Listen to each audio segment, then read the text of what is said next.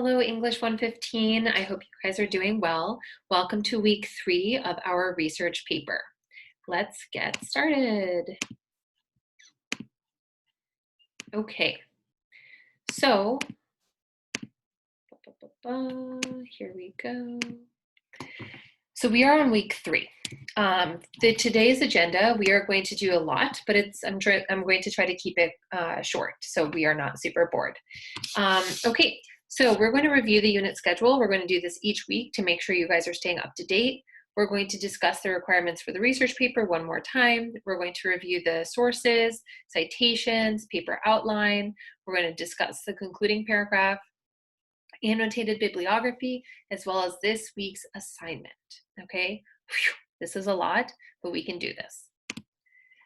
So this is our unit schedule, okay? So for week 1, which started on April 20th, we focused on our research topic, our question, and our justification, and we posted on Canvas. If you have not done that, please go ahead and do that, okay? This gives you an opportunity for me to help you and for your classmates to help you. Last week was our research paper outline, which we also posted on Canvas. Again, if you have not done that, please go ahead and do that. You also got started on your introduction paragraph and body paragraphs last week. Remember, there's a place on Canvas where you can post your writing and get some feedback from me on it. It's under discussions. Please go ahead and do that. This week, which starts on May 4th, happy May, everybody. May 4th. Is it May the 4th be with you? Is this like a Star Wars day? Anyway, so we are working on our annotated bibliography and we are doing our workshop 3. So you're going to revise your introduction, you're going to work on your body paragraphs, work on your conclusion if you can, and please participate in workshop 3. Your names are up on Canvas discussions. Post your paper no matter what you have so you can get feedback on it, and please give other people feedback on their papers. That is important. Again, this is 50 points. If you do not participate in this, it's likely that your grade will be dropped significantly. This is 5% of your overall grade. So I know that it takes a lot of vulnerability and bravery to do this. You do this in class.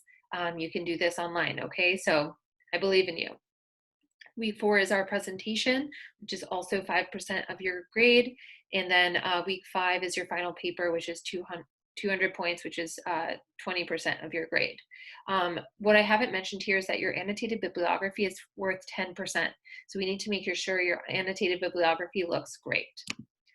So what are the paper requirements? It's 5 to 7 pages, 5 to 10 sources, MLA formatting, including your annotated bibliography, okay? Remember, your annotated bibliography starts at minimum of page 8. So just to review your sources, you need to have a mix of primary and secondary sources. Primary source is something that you have found out, research and data that you have done yourself. So that could be an interview, an Instagram poll, a questionnaire, or a survey, but you need to include this in your essay. So if you're doing a topic on, my student did her topic on childbirth, she could interview a friend or family member who has experienced that, and she could put that quote in her paper, and that's a direct quote, okay? You can just put that, we can talk about how to cite that, but basically you just put your name and the interview and the date that you did that. Same for the questions and surveys. I'll do a little bit of a different video for how to cite those, but make sure that you are including at least one primary source. Your secondary sources is just what the information you find on Google or Google Scholar or the Southwestern databases. So that's other people's writing, and that's what you are going to include as well. So to sum up, you are doing a mix of primary and secondary sources, at least one primary source. We were having a little bit of trouble with citations in your essay 3, so I just want to review how to do this. So for direct quotes, and please don't actually underline according to, I just wanted to emphasize this. This is one way you can do a direct quote. According to the WHO, which is the World Health Organization, comma, quote, smoking can significantly decrease a person's life expectancy, period, quote, okay? This is a direct quote. You can also say smoking can significantly decrease a person's life expectancy, comma, quote, according to the who. So this according to part of the sentence can be at the beginning or at the end.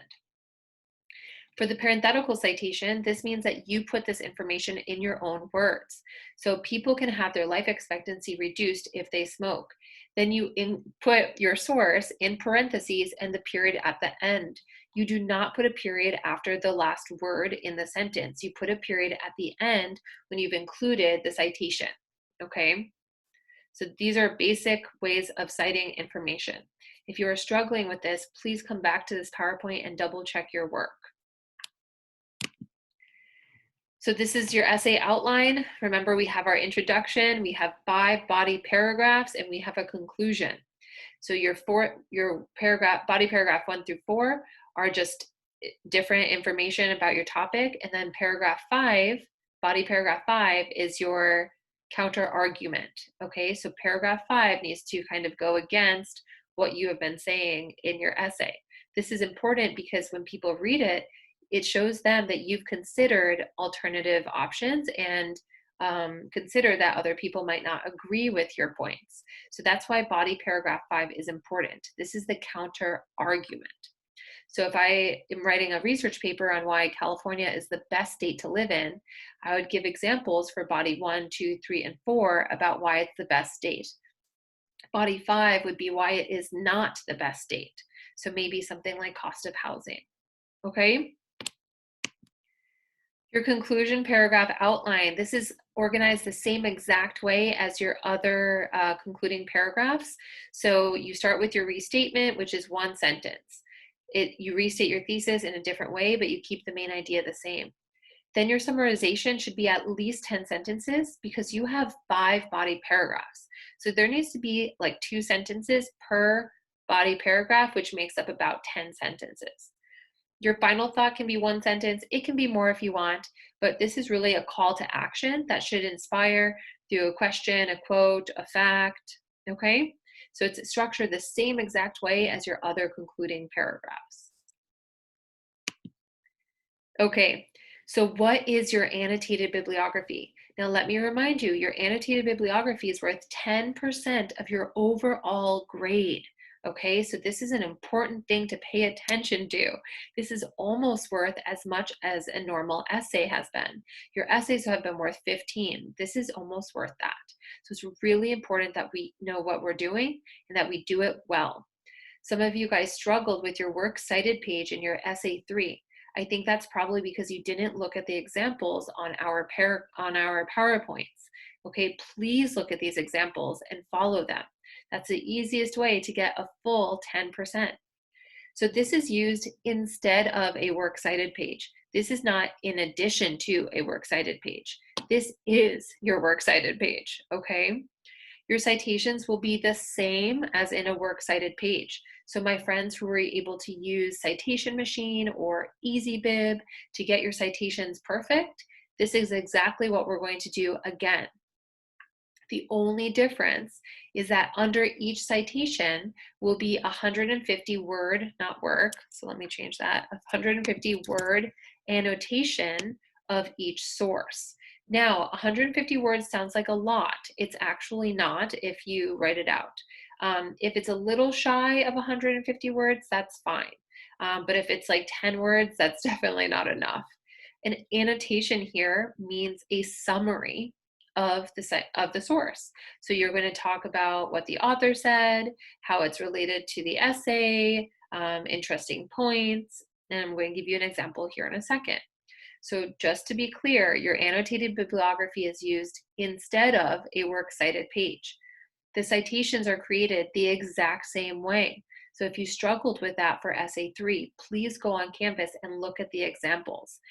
We have 2 example essays up on Canvas for example 3. The only difference for your annotated bibliography is that it includes a 150 word annotation, which is like a summary of the source.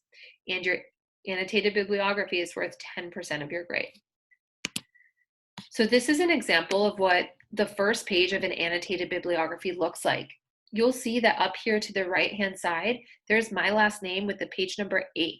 That's because this essay is Oh, yeah. So this essay is 5 to 7 pages. So actually, I'm going to correct myself that this could be page 6, but maximum it could be page 8 because we're not trying to write super long papers here. The title is Annotated Bibliography. It is not highlighted, it is not bolded, it is not bigger than the rest, it is not underlined. So leave it as is. Don't make it fancy, okay? That is not correct to do that way. So make it the same. Now, underneath it, you'll see that the citation, which is Lamont Ann, Bird by Bird, Some Instructions on Writing and Life, Anchor Books, 1995, this is flushed to the left-hand side. It is not indented, okay? Then the writer has written their annotation starting on the line of the source. So right after the year 1995, the author starts writing the summary of this source. And this is probably a little bit more than 150 words. Okay, so don't freak out. Then underneath it, you'll see there is no extra space between this citation and the second citation. It is the exact same, okay? So we are looking at the same structure. We have the person's last name, we have the title of the article, we have where it was published, and then this person started writing what was the source about. So you can talk about the author if you want to, you can talk about key points. But the purpose of this is so that the reader can look at the information you're getting and have a summary of it without having to read the entire book or the entire article themselves. So let's take a closer look at one of these sources. Now, here we are with the annotation.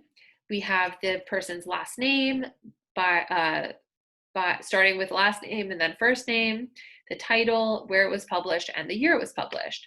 So it says Lamont's book offers honest advice on the nature of writing, complete with its insecurities and failures. Taking a humorous approach to the realities of being a writer, the chapters in the book are blah, blah, blah, blah, blah. So you're just going to tell me this article was about this. The main points were this. It's related to the essay because blank. And you don't have to relate to the essay directly, but you're going to be summarizing the source for the reader, okay? About 150 words, a little bit less is okay, but not significantly less. And we need to make sure that we are just summarizing the source, okay? So if you've been including sources that you haven't completely read, you're going to have to read your sources for this essay, okay?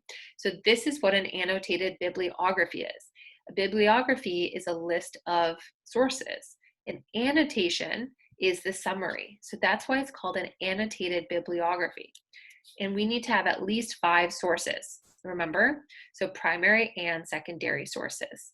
So if you interviewed a friend, then you would write about the interview in the annotation. You would describe what happened, maybe the questions you asked, some of their answers, anything. You're just summarizing the source for the reader. So this is part of your final grade. So we just need to make sure that it is completed and it is perfect. Please don't leave it to the end of the semester, otherwise you're going to be a little bit rushed. So as you find your sources, create your annotated bibliography. If you find a source, put it in your annotated bibliography. Summarize it right then, so you're not at the end of the semester going, what was that article about?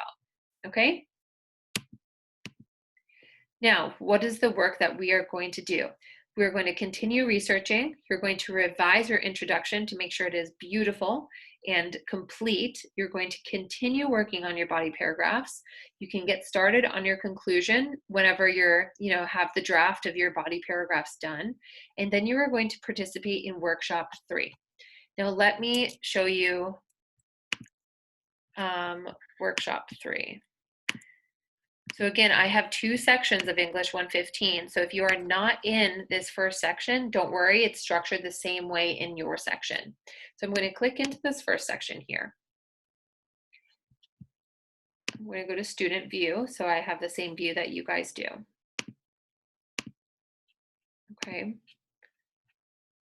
Wow, we did a lot this semester. So I'm going to post this video and the PowerPoint under Unit 4. You can see for Unit 4, we have the Week 1 research video, Week and then the week 1 PowerPoint. Week 2 research video, week 2 PowerPoint. Then I'm going to post week 3 video, week 3 PowerPoint. We have information about annotated bibliography. We have information about primary sources as well. We also have a research paper outline here. Please follow it. This is important, okay? The outline is not a suggestion. The outline is a requirement, okay? Now I'm going to go to discussions, and I'm going to go to, we see all of these workshop 3s, right? And we have our research paper introduction paragraphs, which I'm just going to change to research paper paragraphs. And feel free to post one, ask specific questions, and I can respond and your classmates can respond. So here are the research groups. Everybody should have 4 people in each research group. If for some reason you're the only person participating in your group, please jump into another group and give them feedback. But allow your group members to have a little bit of time. Everybody is in a group with people who at least some people should be responding. Okay, promise, promise, promise. Okay, so this is workshop 3. I'm going to open it up this week, and I'm going to give you guys about a week to finish this, okay? Yep, please participate in the workshop.